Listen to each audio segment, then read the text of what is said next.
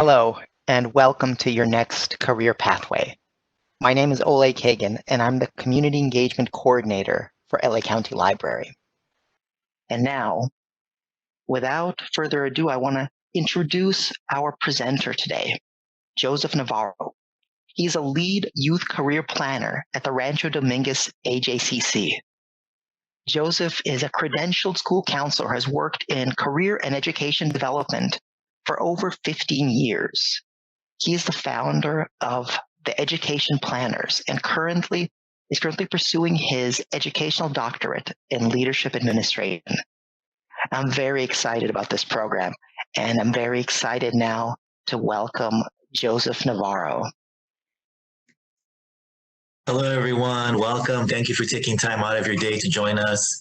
I just want to express what Oleg had shared in regards to this time and this age that we live in with the COVID affecting all of us, how we do interviews, how we build relationships, how we meet people virtually.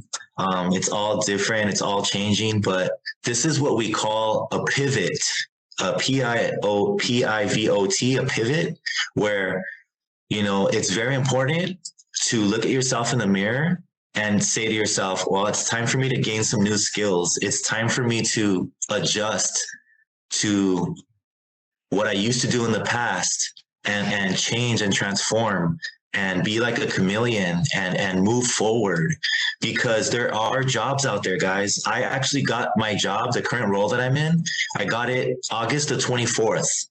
So in the middle of the COVID, people are hiring, and they're hiring right now. So as Oleg mentioned, I work for America's Job Center of California in Rancho Dominguez, and I work with about 25 people who work 9 to 5, and their sole responsibility is to help people find work or help people find training they need to get work, or help people get into school, whether that's a community college or university. So again, I'm part of a larger team of people that are dedicated to assisting the communities in LA County find work. And I just love this program. Oleg introduced me to it last week, and I was right on board. I said, of course, I'd be happy to share any best practices and websites and things of this nature with you guys today. So a little bit about myself. My name is Joseph Navarro. I'm a credentialed school counselor. That means I could work in any high school, elementary, or middle school in California as a school counselor. I've taught classes at Pasadena City College, Rio Hondo Community College, and Cerritos Community College.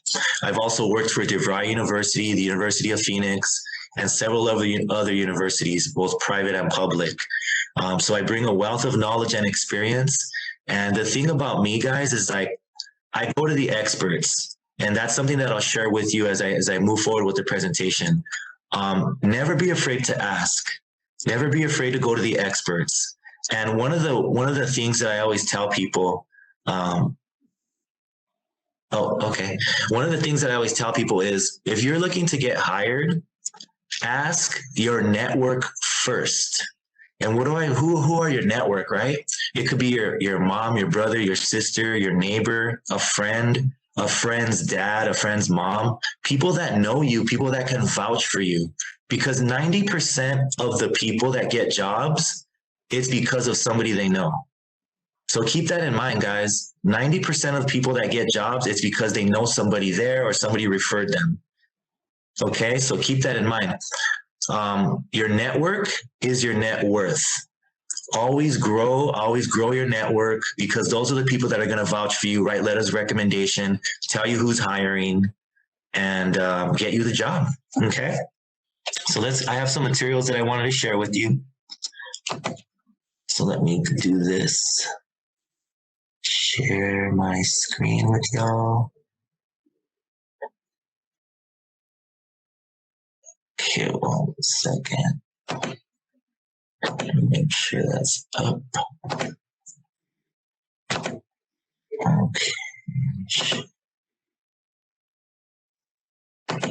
Okay. All right. So you guys see this? So you guys see the Truity.com website? Oleg, do you see it? Yep. Yes, okay, sir. It is up. Okay, so as we explore our career paths, guys, I think it's important to understand who we are, right? And this is something, again, so in my job, through my work here at Rancho Dominguez, I teach a class every day from 3:30 to 4:30 to about 30 people. These people range from ages 14 to 24. And one of the things that we frequently talk about is you have to know who you are and what you're good at so that you can look at a job or a career that you're passionate about, right? Because we've all been at a restaurant or a supermarket where we've encountered the person who doesn't like what they do, right? And they don't have to say a word. We simply feel their energy, or we feel their presence, and we feel the negativity, right? So I don't want that to happen to anybody here in this workshop today. The idea is the first step you have to do in my career planning process is understand yourself better. What are you good at? What is your passion? How can you turn your hobby into your career? That is actually a great question. And only you know the answer to that, right? So I meet individuals who say, Mr. Navarro, I have no talents, I have no skills. And I say, well, okay, what do you do every day? Oh, I play Xbox, or I play, I draw. I say, okay, so you play Xbox, right? You're into video gaming. Well, I have a friend who works for Disney Interactive who's a video game tester.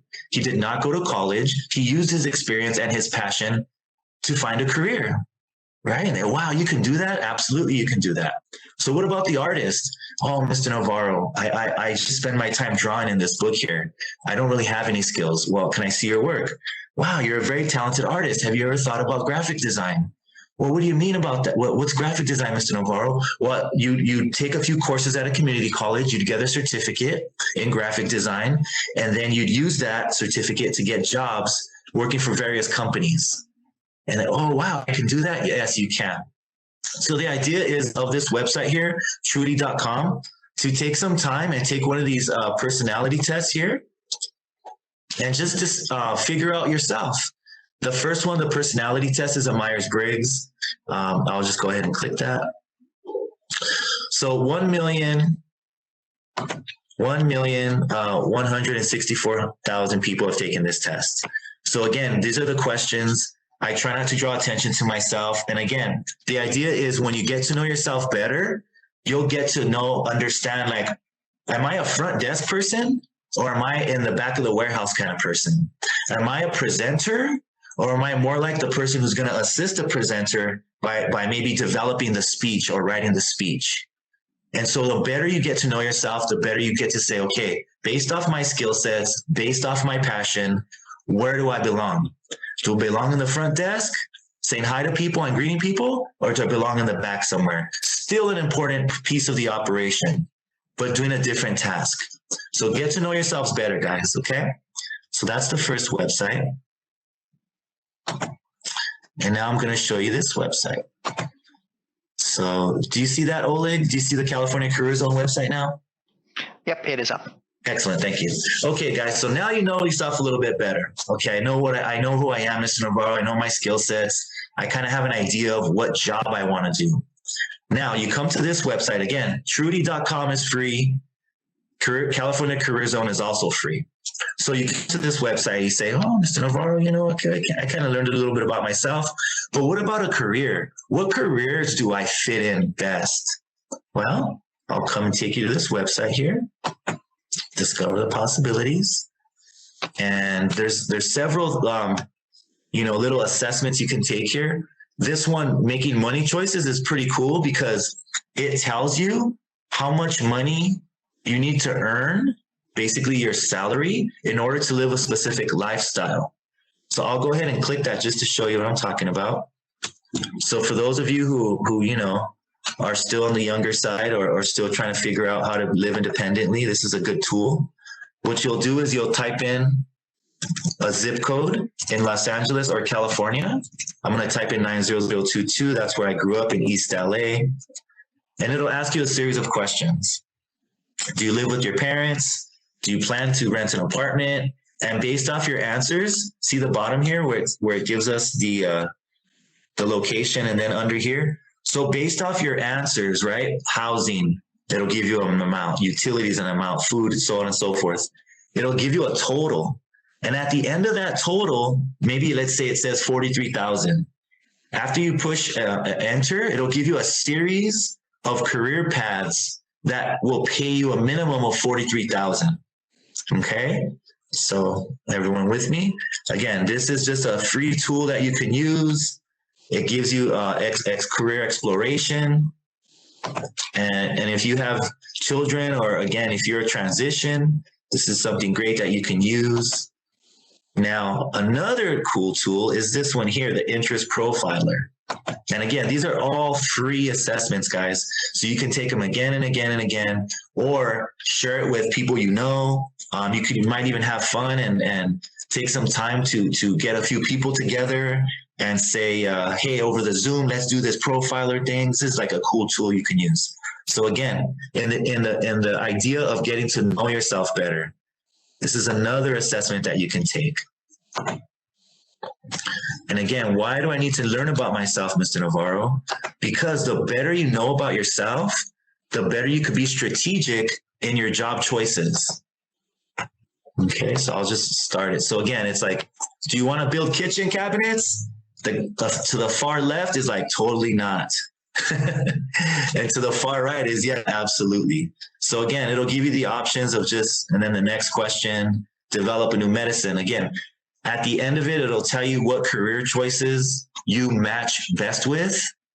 This is separate from the one I just showed you, where it'll tell you the amount of money you need to make, your salary, in order to live a certain lifestyle. That's different than this one here. This one will again tell you your career matches based off your answers, your interests. Okay, so I'm gonna go ahead and move on from this website here. And I'm gonna show you the Bureau of Labor and Statistics. So now, so you went to California Career Zone and you figured out, hey, Mr. Navarro, based off California Career Zone, it said that I would be a good nurse, or I should be a nurse. I should pursue a career in healthcare based off the assessments that I took. Okay, so then what you'll do is you'll come to the Bureau of Labor and Statistics website. So just to recap, the first site is truity.com, TRUITY.com. The second website is California Career Zone. And now the third website is the U.S. Bureau of Labor and Statistics, or BLS.gov. So as we explore who we were on that second website, and it said nursing, let's just say, for example, nursing, okay? Mr. Navarro, the assessment said I should go into nursing or something in healthcare. Great. You come to the Bureau of Labor and Statistics website, you go to the search bar here. I'm going to type in nursing. Okay. Now, the first thing that comes up right there says nursing assistants and orderlies. I'm going to go ahead and click that. And this is what I see.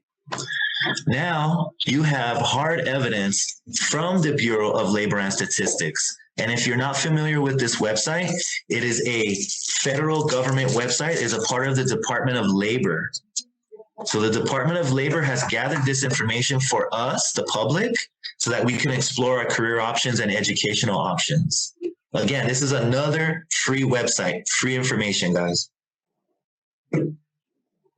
Thank you. So what we'll do here, now that we're on it, okay, Mr. Navarro, they said I should be a nurse, something in nursing.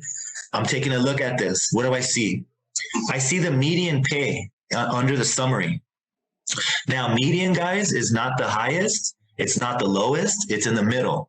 Now, keep in consideration that these are national statistics, and California tends to pay much higher because the cost of living is higher in California.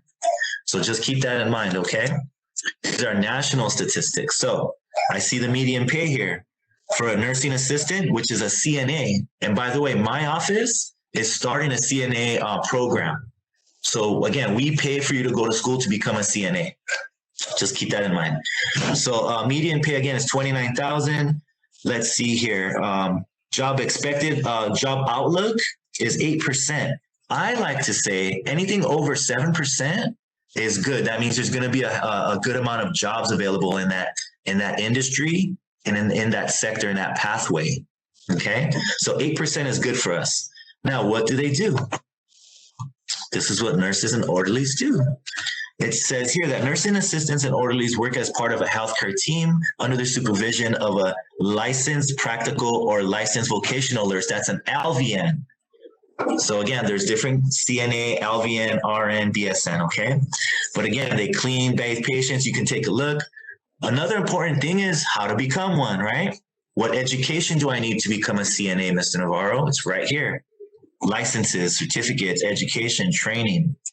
Another cool tab I like is this one here where it says similar occupations. Because you say to yourself, oh, Mr. Navarro, okay, I want to work in healthcare, but I necessarily don't want to work with patients. Well, there's some other jobs you can do here. Dental assistant. The cool thing about this is it shows you the education requirement in that third drop down, and then it tells you the annual salary. So again, when I give presentations, and it was to college or a high school or to parents or to teachers or counselors, and I ask basic questions like, if I was to say healthcare, what are the jobs that come to mind? People say nurse, doctor, right? But they don't consider that healthcare is such a large umbrella, and there's a lot of jobs like that don't see patients, like billing and coding, policy writing, administrative workers. All these people, think about a hospital. It's not only the nurses and the doctors that work there, but it's the people in the administrative offices as well, right? That don't see patients, don't operate, don't take anyone's temperature. So keep that in mind, guys. There's another job, like I was talking to somebody who liked math, and I started talking about an actuary, an actuarial sciences. What does an actuary do? These are jobs that are seldom discussed, but that are big need. Look at the need here, the job outlook for an actuary, guys. 18% growth. We just saw that nursing had 8% growth. And my recommendation is that 7% growth should be like where you look at as far as a pathway. But look at actuaries, guys. 18% growth. If you're good in math, this is something you should think about, because there's going to be a lot of jobs available and not a lot of people are doing it.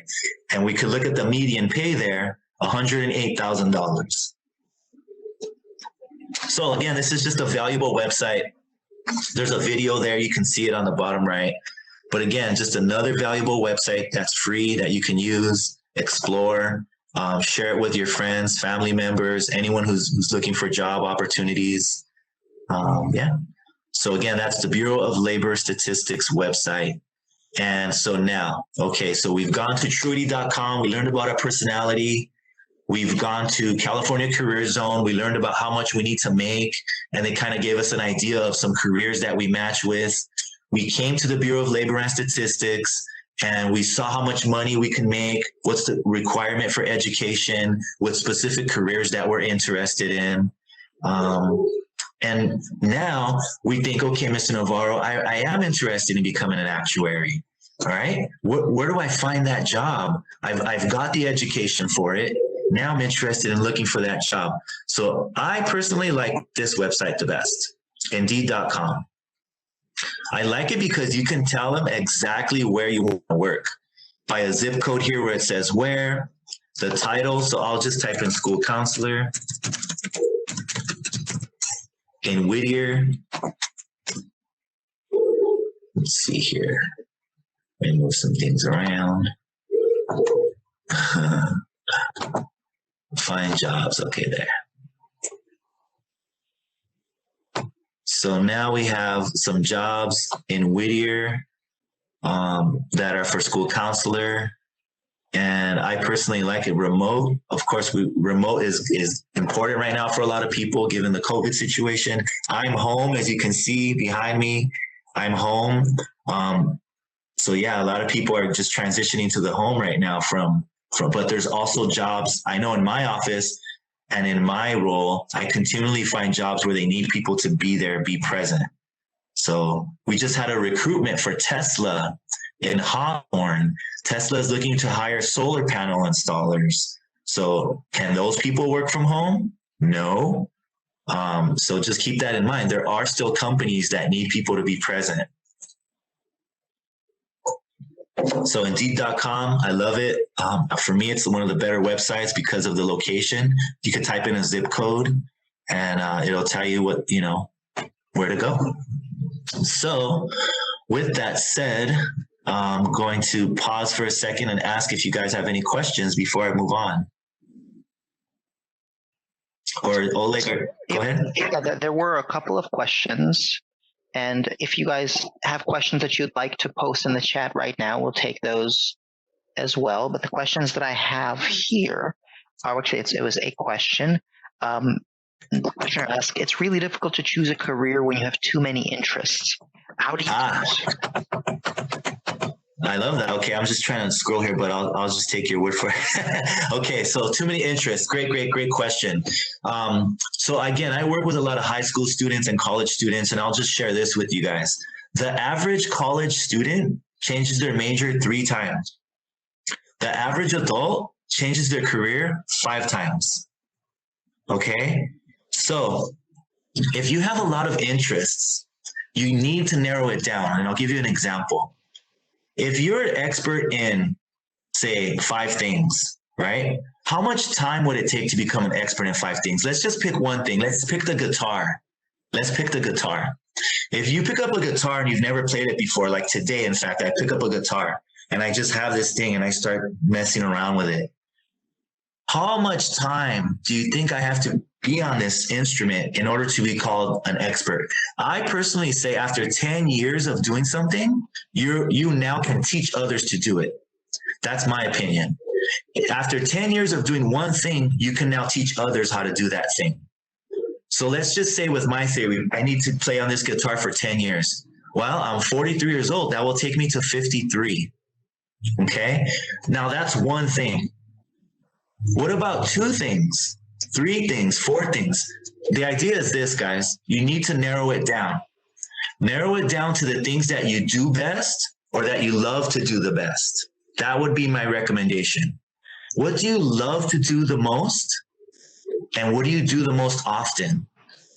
Because those are the things that you're really closer to being an expert at.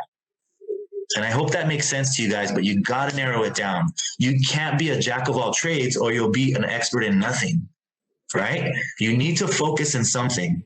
And that doesn't mean, and again, listen to what I had said in the beginning, the average adult changes their career 5 times. That doesn't mean just because you start a career and you do it for 10 years, you become an expert that you're going to do it your whole life. If you do, that's great. That's perfect. That's ideal, in fact.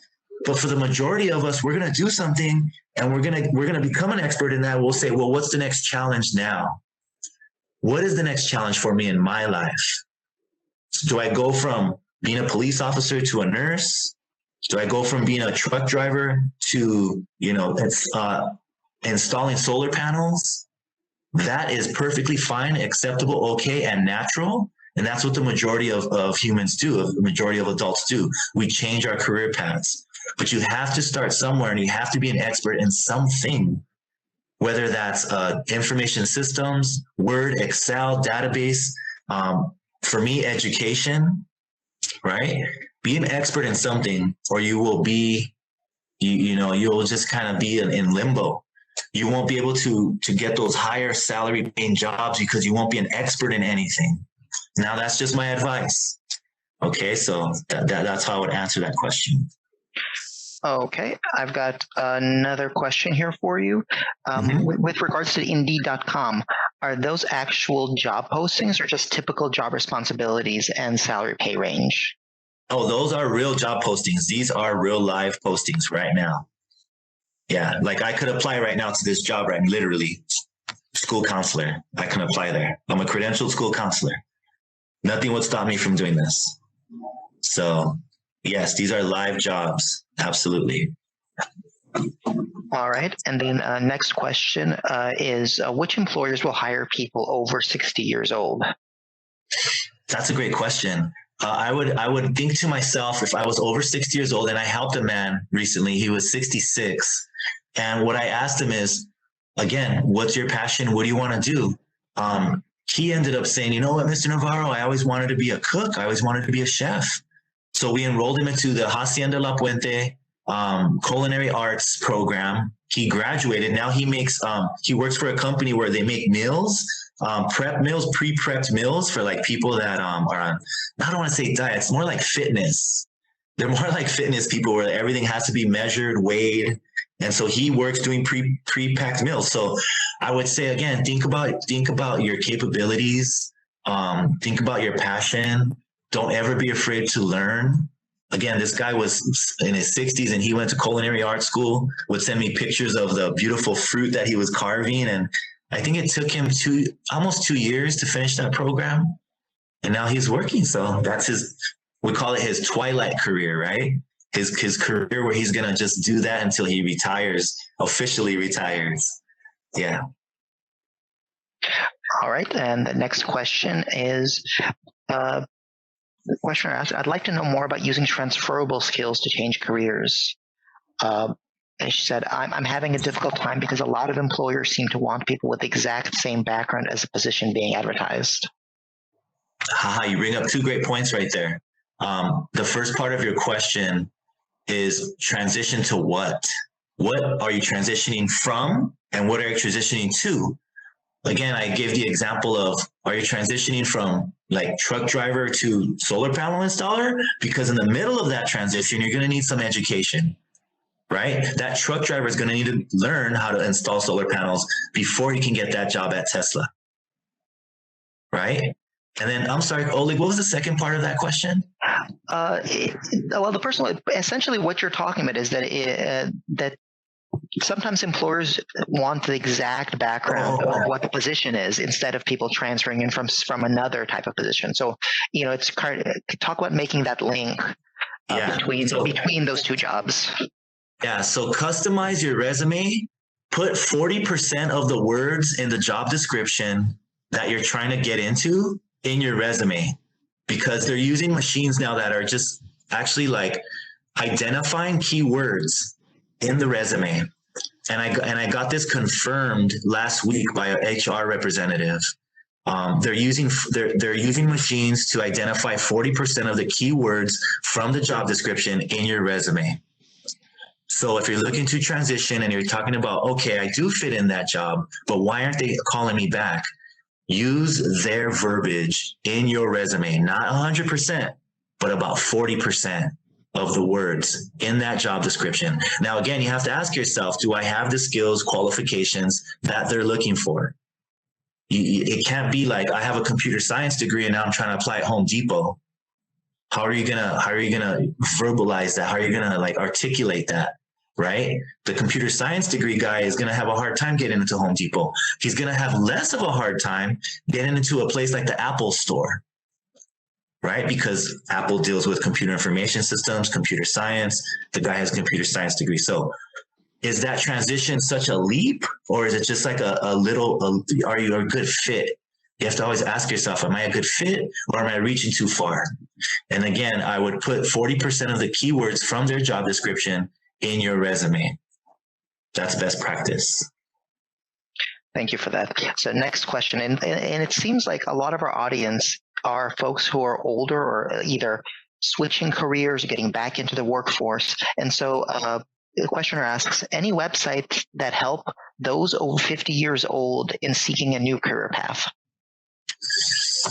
Man, I don't know of one specifically like age like that. Actually, I do.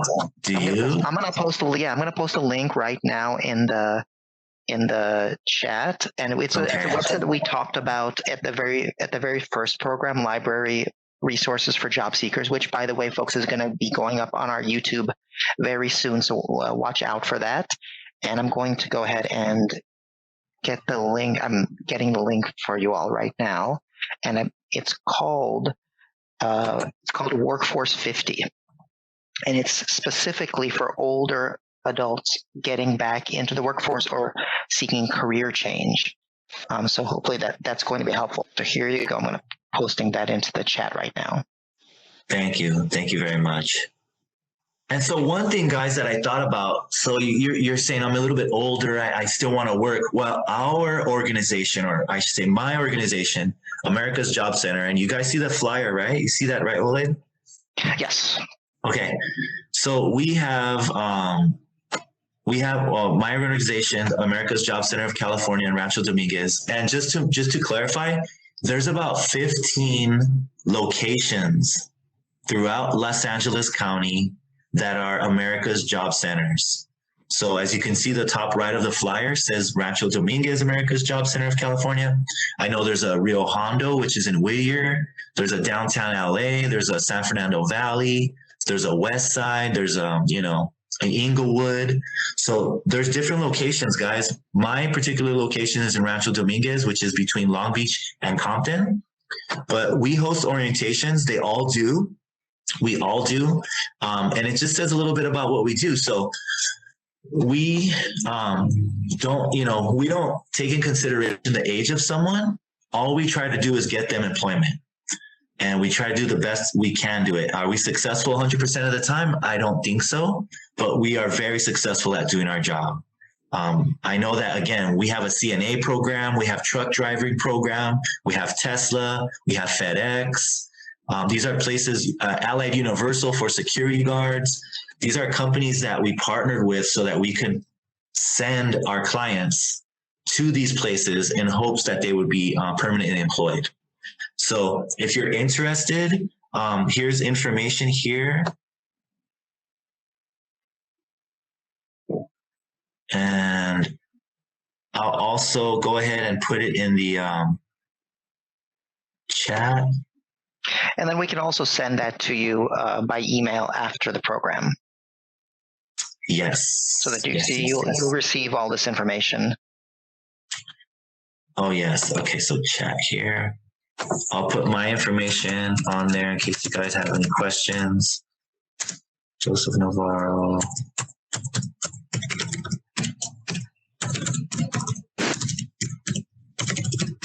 And I am the lead, so I am responsible for helping everybody out that emails me or comes through my door. Well, we're all in virtual now, so just email me, and I will be able to share your information with our adult team.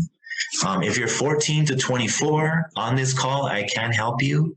If you're 25 and over, I will be referring you to our adult Workforce Investment Act team. Yeah. So, Joe, do you want to continue with your presentation, or we have a few more questions? Do you want to save those for later, or do you want to take on those right now? You know what? I was just going to show some data-driven material regarding like growing industries, but I think they have a good idea about that already and where to look. What do you think? I think that let's do one more question and then cover some of that information, and then we'll take the other questions after. And then if anybody else has any more questions, then just post them in the chat, and I'm compiling all the questions, and Joe will get to all of them for you before we finish the program today. Okay. So here's a question. It's actually for folks that are the age group that you serve, so young people. So Our questioner says, my daughter loves ballet, but I have no idea what kinds of jobs are there except to be a ballet teacher. Is there any advice? Yeah, I mean, now we think about dance. So I've helped a few young people who are dancers. There's options. So again, she's an expert in ballet. She can teach ballet, but there's all the alternative dancing that she can do as well. I know there's like hip hop, classical. There's dance companies. I know there's community organizations, but again, we think about COVID and we're like, those organizations that I was aware of are closed right now, but there's organizations that have a variety of dance instructors that can help young people and adults. And they used to host these things on the weekends, on the weekdays, kind of like exercise for people, even for children, so, again, we talk about what's a transitional skill. If she wants to stay in dance, there's options. You just have to do some research and find out what organizations have dance studios and have dance classes, I would say. Yeah, so it sounds like to look at something that's adjacent to ballet, so Yeah. that spread the viewpoint wider. And then actually a similar question for the same person. She said that my son would like to be an engineer, like a computer programmer. He's 15 and is in 10th grade. Are there vocational programs or centers that she should think about to help him prepare for his future career? Absolutely. So if you have a 15-year-old son who's interested in computers, I would ask his high school or look at the local community college and do something what's called dual enrollment, DUAL enrollment. That means that your son at the age of 15 will be able to take one college course in computer information systems or something computer related, and he will gain 3 units at least of college credit. And this will get him more experience as to, okay, do I really want to do this for my career? Or at the very least, he will take those 3 units and apply that toward his college career. But yes, something called dual enrollment is what you want to look at.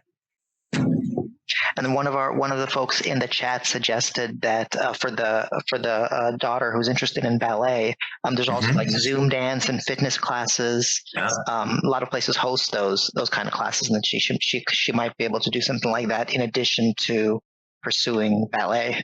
I agree, 100%. And you got to be creative, guys. So like I don't know how old your daughter is, but if she's like a teenager, I mean, somebody you feel safe being on camera and teaching a class, be creative, ask the other parents, hey, my daughter, teenager, is an expert in ballet. Would you like your second grader, third grader to learn from her? Let's do a Zoom call. Let's get a couple of parents on the Zoom call. Become entrepreneurship. I feel like during this time of COVID, entrepreneurship is really gonna blow up and expand because when people get pushed to the wall, you have to be creative, right? You have to think outside the box. You have to be innovative and pioneer something that's never been done before. We're doing that at my job. All these internships that we were putting young people at are gone and closed. So how are we going to do it? We're creating coursework where they could do virtually that's never been done before, and they're getting paid for these internships. So yes, think outside the box, be creative, become an entrepreneur. And if you need any help, you can email and we'll explore it together. Excellent. And one other suggestion from one of our participants, a lot of dancers go into physical therapy.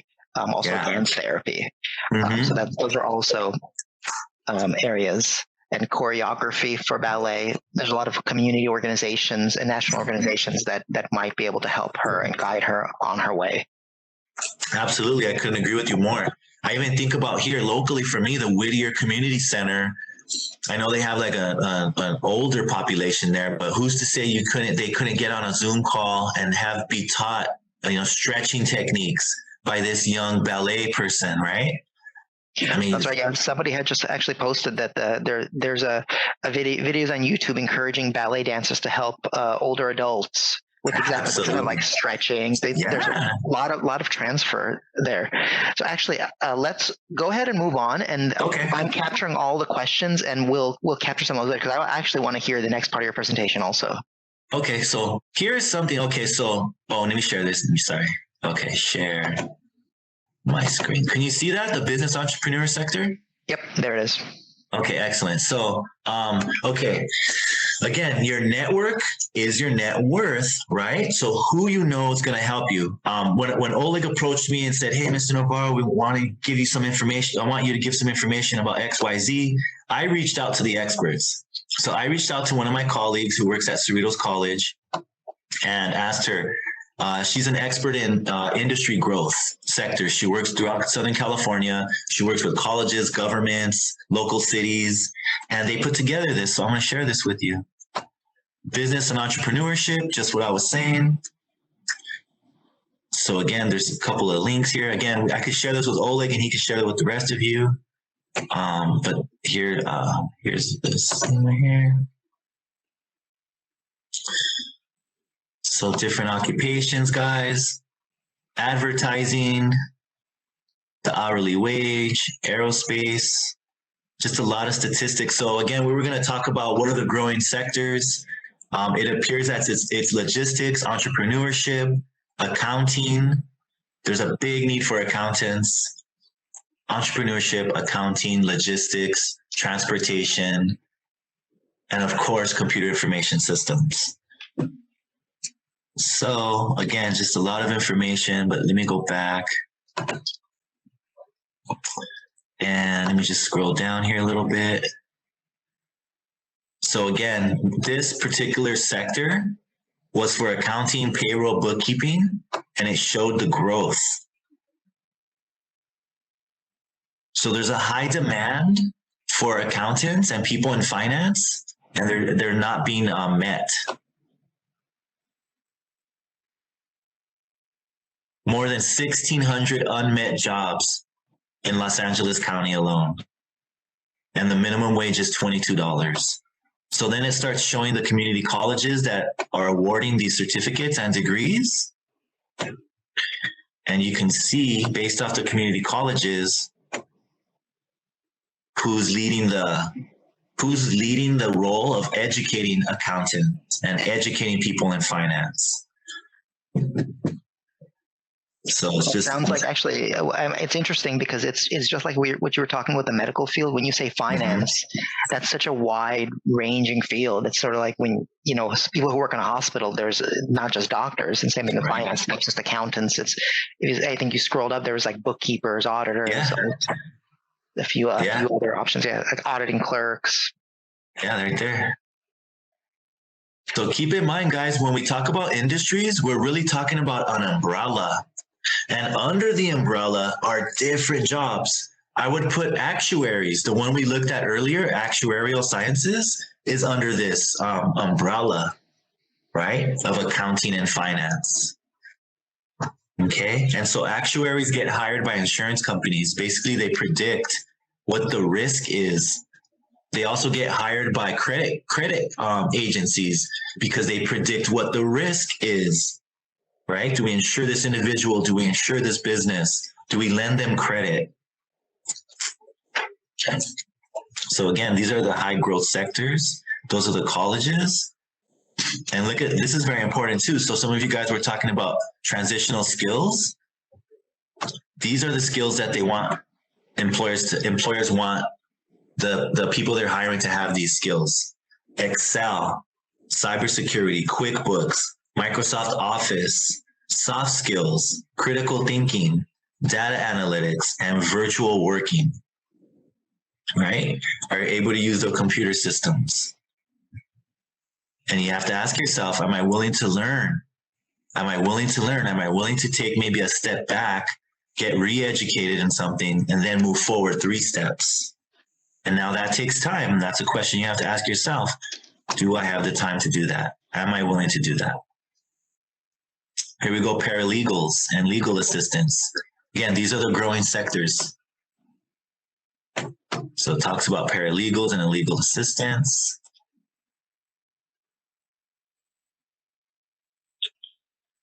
Just growing sectors, guys.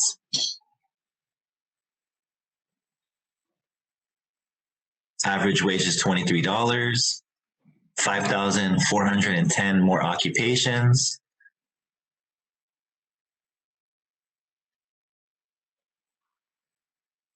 So again, I went to the experts and they provided me with this information. Say, Joe, these are the growing industries. So here, students need to be tech savvy, Excel, we see it again, Adobe, analytical skills, public speaking skills. Again, when we take those interest profiler on Trudy.com, and it's like, no, you're more introverted. Okay, so now we know maybe this particular position, maybe it's not a good fit for us. Right? Because they have to do public speaking. All these dynamic pieces, guys. It's the old days of just filling out an application and waiting to get called. That's out the door. We have to be very strategic. And what I tell people is, think of yourself as like a fisherman, and a fisherman would maybe get a net and throw it out into the ocean and bring that net in and hopefully get some fish, right? Well, we don't want to do that with our job search. We want to be more like the guy who jumps in the ocean with a spear and goes, that's the fish I want. Bam, right there. That's how we be strategic, guys. That's why we adjust our resumes. That's why we wait 2 weeks before we follow up. And I'll say that again. Apply to a job, wait 2 weeks, and then follow up. Either you show up and you bring your resumes, dress a little nice, say, "Hi, my name is Joseph Navarro. I applied 2 weeks ago. I just want to know where my application is at in the hiring process." You can say that in person, you can say that through an email, or you can say that over the phone. But you have to follow up. You have to follow up, guys. That is the secret to success, following up, because guess what? Two things can happen, and to me, they're both good. Number one, "Hey, Mr. Navarro, we already hired someone for that position, but thank you for following up." Great, thank you. That's good news to me, because now I don't have to worry about putting energy into that company or think in the back of my mind, "How come they haven't called me back? I wonder what's going on." No, that's off my list. The second good thing that could happen when you follow up: "Hey, Mr. Navarro, we've never seen your resume. Do you have time to interview now, or can you send me your resume once again?" "I absolutely can. Here you go. Here's my resume." So always follow up, ladies and gentlemen. Wait 2 weeks and then follow up. Phone, email, or in person. Okay? So let me see. Okay, so this goes down there. Small business entrepreneurship. Again, we talk about entrepreneurship, gig workers. Oh, like we were talking about gig workers, weren't we?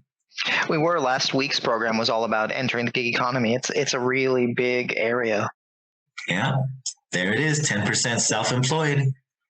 Our entrepreneurs, small business owners. Now, this is where I think, personally, I go to high schools and I start talking about entrepreneurship, because I feel like no one's telling the young people or adults, why can't you be an entrepreneur? Again, I said, if you've done something for 10 years, you're an expert at it. Why can't you teach others how to do it? Or somehow become an entrepreneur, open up a business and teach online, or, why not? You are an expert. Once you become an expert in something, share that knowledge, and you can get paid for sharing that knowledge.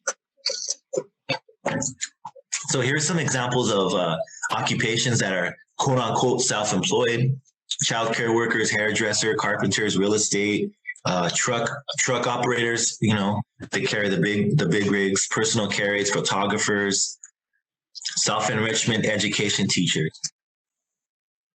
Entrepreneurship, folks, take a chance on yourself. We bet on companies being successful. We should bet on ourselves as well on being successful. So that's the stuff. We have about 8 minutes, Oleg. Should we start taking questions? Oh, that's my colleague, Judy Fox, who created it. She's from Cerritos. Yeah, absolutely. Let's do some questions.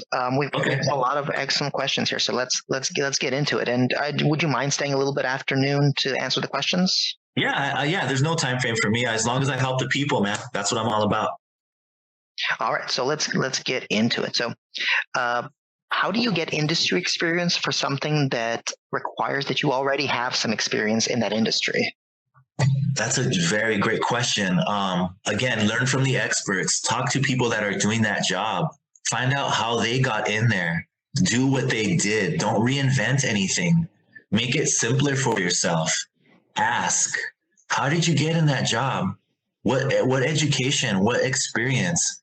I guarantee once you start asking these questions, they're going to say, "Oh yeah, my brother works here, my sister, my cousin, my uncle, my neighbor told me I got hired through my neighbor." You'll be surprised. But again, I would say ask the experts. Go to someone who's doing what you want to do. Ask them how they got there. That's my advice. All right.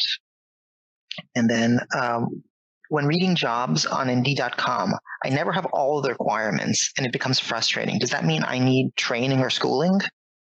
Not necessarily. No, it does not. Again, I would look at your resume, use the verbiage from their job description. If you feel you're like a third, I would say 1/3 good fit. The rest you can learn on the job. I mean, it depends on the job, but I would say if you have 1/3 of the skills that they're looking for, 1/3, then I think you can learn the rest. And it's all about attitude as well. When you follow up, have enthusiasm, have passion, speak with enthusiasm, and visualize that you're going to work there, get the job, almost make it happen by just thinking you're going to get the job. And when you talk to the person on the other line or you follow up, speak with passion. Use words like, oh, I've always loved to do this. I've always wanted to do this. I have a little bit of experience doing this, but I want to learn more. I'm open to learning how this process works. Any employer, and I've been the employer several times, loves an enthusiastic person. I'd rather hire someone who's enthusiastic and knows nothing than the person who has all the education and experience comes in with like oh, woe is me attitude, or man, I've done so many interviews, I'm not going to get hired, that kind of attitude, which I've experienced as well. So keep that in mind, guys. Your enthusiasm, your outlook. I mean, I know everyone can't be up 100% of the time, but when you're talking to employers or prospective, someone's going to hire you, think about your approach. All right. That's all of this advice is top notch. I think what you're saying is really important here. So next question is there a good resource to rate the strength of your resume so that one might be able to improve on it? Actually, I'm going to let you answer this question. I also have a resource for this. I don't have a resource. I have a resource. I would say I have the resource. You're the resource. I actually do have the library has a resource for this. Okay. So I'm going to post. It's BrainFuse. BrainFuse is one of our partners, and it's really excellent. You submit your resume, and they'll actually do a 2-step process. They'll have an AI look at the resume and examine it, and then they'll have a person also look at the resume and then send you feedback. So I'm going to post some information about that in the chat. So, Byron, that was your question, and I'm about to post a link, and it's a very, very good resource. I want that. Can you send that to me, Oleg? I'm looking for it. I'm going to send it to you 100%. Thank you. This is just one of the library resources that's really excellent. All right. Sounds excellent. So I'm gonna let you get on to the next question, and I'm gonna go and grab the links for folks in the chat. Okay. So the next question is, I have to change careers because of the pandemic. 15 years in hospitality, and she's been laid off. She wants to pivot to an earlier career in mental health. She'd like to be a health advocate or intake coordinator. She's 58 years old. Can your center, the AJCC, help someone like me? Yes. In fact, the Department of Mental Health is hiring these I forget the name of it, but basically they go out into the community and they're called like community health workers. We just finished it's the Department of Mental Health. We did a recruitment event for them about 2 weeks ago, and they're looking for people to go out in the community, just what you said, miss. Just the exact same position. And I know it's the Department of Mental Health. We had the virtual recruitment, and I know I have the flyer in my email for that event. So yes, there are opportunities for you. The Department of Mental Health, if you want to go on their website or follow up with me, I could guide you there. And also, you know what? I'm partnering with the Red Cross. The Red Cross is a thing. I know it's volunteering, but you know, working for the Red Cross is an option too. Oh, I'm actually I'm sorry. I'm about to post a link to BrainFuse. In the chat. I looked it up. I couldn't find it. So you get it from us. So I just posted a direct link. So you need a library card in order to be able to use it. And somebody just messaged privately that said that BrainFuse is awesome. And resume review is not just the only thing that BrainFuse offers. So if you haven't looked at it already, I highly recommend clicking on that link and then logging in with your library card there and just exploring the resources. Because BrainFuse is worth the price of admission to this program. Wow. Thank you, Oleg. I love that. All right. So next question is, actually, it's also about the AJCC. Is America's Job Center working virtually, or are your offices open? Both. Half the team is virtual, half is open. We'll be open Thursday, in fact, and then we're going to close until after Christmas, that Monday. So we're going to close. We're going to be closed Friday. 062177. We'll be closed Friday, and then we're going to reopen on the 28th. Yeah, and then we'll probably close Thursday, Friday, and then open up again on the 4th, January 4th. So yeah, we're going to be open. We've been open. We're considered essential workers because we help people get jobs. Yeah. So, okay, so here the next question has a little bit of background. This questioner has done some work in schools, has volunteered in schools, has a teaching credential, is interested in and is sort of sidelined by the pandemic a little bit, and is interested in potentially inspiring people. Is interested in creative writing. He's a good communicator, and is interested in seeing what's out there and what the next steps could be. Okay, so you can teach online. You can create your own coursework and teach online now. Gosh, there's a website. Hold on one second. There's a website that keeps asking me to teach for them. And I would just, since you're a good writer, I mean, you can write your own curriculum. You can teach classes from your house, and you can charge, what you want, basically, as long as people are interested in your course. Hold on one second. Let me just pull it up.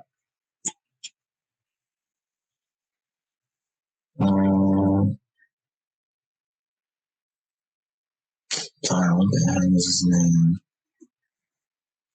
Hold on one second.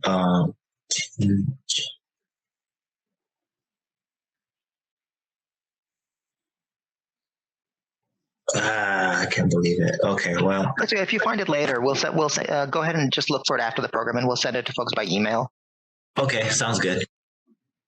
Okay, so let me see. There's a lot of really good questions here. I'm getting them all in because I don't want to miss any of the questions that people are asking. Sure. So actually, related to that previous question about teaching online, what if a job seeker wants to teach online but is afraid doing it virtually will invade his or her privacy? Excellent question. I don't know. I would say that invade the privacy. Man, that's a good question. I guess I would say that probably that I know that a lot of the software that is like Zoom and everything allows you to have a virtual background. So let me see if I can demonstrate that. So I'm going to start my video, and so you see here I am, and I'm going to see about putting on a virtual background. And what that does is that it creates a situation where you can't see what's behind me, but you'll be able to see if it's for example, this one. Let me see if we can get that going. Here we go. And now I am at the beach. So that's cool. That helps a little bit in terms of, if you have a small place that you're living and you don't feel like cleaning up, or you just want to keep your own place in your own place, you can create a virtual. It's not perfect. You can see that there's some, it's not ideal in terms of colors, but it's not bad.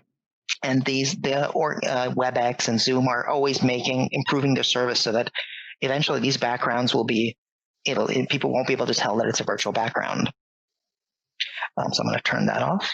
That's one way to do that. So let me see here. So we've got some other questions. This was the virtual background I just used was just something that came with WebEx. So the WebEx and Zoom have some virtual backgrounds that you can choose built in, and it's a convenient thing. So next, let me move on to the next question here. So, are there any job opportunities for those with a criminal background? Yes, we do. We have we work with people that are on probation and people that are on parole. Again, it just depends on the employer. And some of our employers tell us it's case-to-case basis. So it just depends on how long ago the crime was and what the crime was. So we do offer services for parole, probation, and yeah. All right, so let's move on to the next question. And that is, you talked about following up earlier. Why should I wait 2 weeks instead of asking a few days later? Because it gives the HR or the hiring manager time to evaluate the other applications, including yours. You don't know, well, I don't either, but on being in the background, things happen, projects come up. We might have a great resume, a candidate. Internally, things might go on. And this is a question that I asked the HR representative last week as well. I said, what was the recommended time someone should follow up? She said 2 weeks. And that's always been a best practice. So again, it was just confirmed by an HR representative last week that 2 weeks is like an allowable time to let them deal with their internal processes and evaluate. And I mean, depending on the organization, could take longer, but 2 weeks is typical to follow up.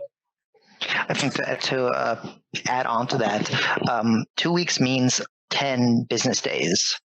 So they're not, they're not counting weekends, and if they're dealing with a lot of different applicants, that might, 2 weeks is probably a relatively short time for them. Yeah, exactly. I think probably if it's a smaller office, it may be different because they may, it's more of a personal connection. Yes, exactly. It depends on the organization. All right. So the next question, this is a really good question here. How do you indicate that you have the skill of critical thinking rather than just saying your previous job required you to exercise it? Are there other words you can use to indicate that you were engaged in critical thinking? Yeah, you know what? I like that question because you could actually relate or talk about tasks and assignments that you were given and that you accomplished that involved critical thinking. Like, for instance, I'll give you an example. I'm thinking of my role, creating virtual internships for students involves critical thinking, right?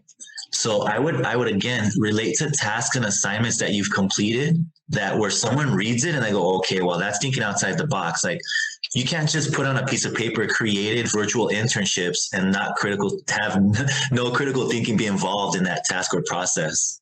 So aside from spelling it out, like critical thinking was involved in creating virtual internships for students 14 to 24 years old during the pandemic. That's like a good catchphrase. But we're talking about a resume, so bullet points, something like that, like bullet points, that statement. All right. And then next question, are there any recommendations you have when making cold calls or emails to companies or professionals that this person would like to connect with? Yes, I would use LinkedIn. I wouldn't cold call anyone to connect with as far as employment. You always want to have that warm handoff.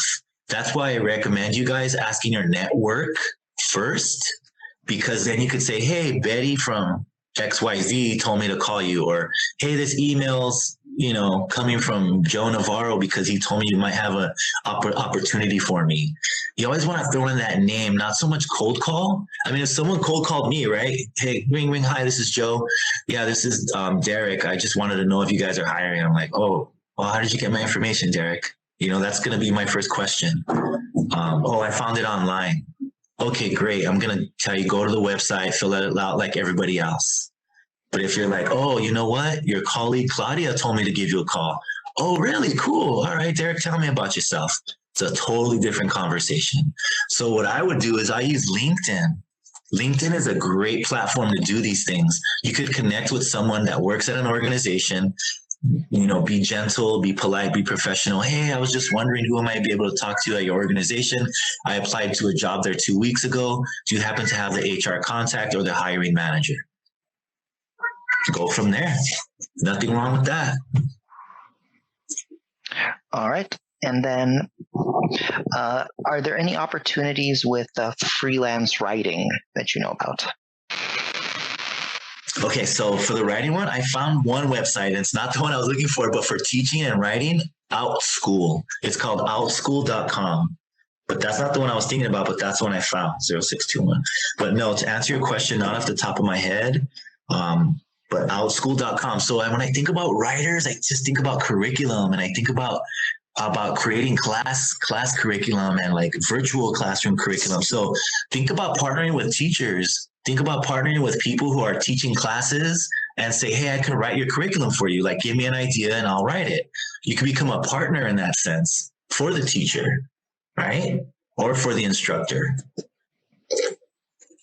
So I actually have a few other things to add with regards to freelance writing. Yeah. I didn't even think about the curriculum idea. My mind automatically goes to consider paying markets for freelance writing. So magazines, websites, with the growth of blogs, with the growth of company websites that have blogs. A lot of these people are looking for content creators. Yeah. And so producing copy for companies, producing blogs for nonprofits, for freelance writing. There's some people who have had success building a platform around a lifestyle or some kind of special interest. You start a blog and then potentially get sponsorships for that blog. It's not an easy thing to do. It requires a lot of effort, but it is possible. There are people who are making a living from freelance writing. So let's move on to the next question. It's a very important question. What advice do you have for a fearful job seeker, somebody who gets nervous about applying, interviewing, etc.? That's a great question. And that's a lot of the population. There's only about, we talk about introverted versus extroverted. And I wouldn't even say it's 50%. I would say that extroverted people probably represent 30%. And the majority, I would say 70% are introverted, like yourself, who are fearful of talking and expressing what you're good at, So I would just say, practice, talk to yourself in the mirror, motivate yourself somehow, like really hone in on what you're good at. If you I used to teach ESL, right? At UC Irvine as an undergrad. And these students would come from different countries and they didn't know a word of English. And what I would do is I'd shut the book and I'd sit back and I'd tell them, look at me and tell me, what's your favorite food? What's your favorite holiday? And why did I ask them that? Because there's no right or wrong answer. It's simply what they love in their heart and they're passionate about, right? So think to yourself, what am I the most passionate about? What can I talk about where I talk with passion and with ganas? In Spanish, we say ganas. That means the fire in your belly, right? What topic can I discuss with someone where I'm very comfortable? And just try to focus on those things and use expression as you talk about these things. And I don't want to say the term come out of your shell, but when you talk about something you're comfortable with and you love and you're passionate, it comes off that way, right? Because you're an expert. I couldn't tell you how to change an oil car from oil, of a car. I wouldn't know how to talk about that. But if we're talking about education and career, well, that's when I get passionate, and that's when you can hear the emphasis in my voice. So again, I would just try to say, talk about things that you're an expert in. And that's related to work, obviously, if you're trying to get a job. But just practice, look at yourself in the mirror, record yourself. Yeah. All right. Joe, thank you very much.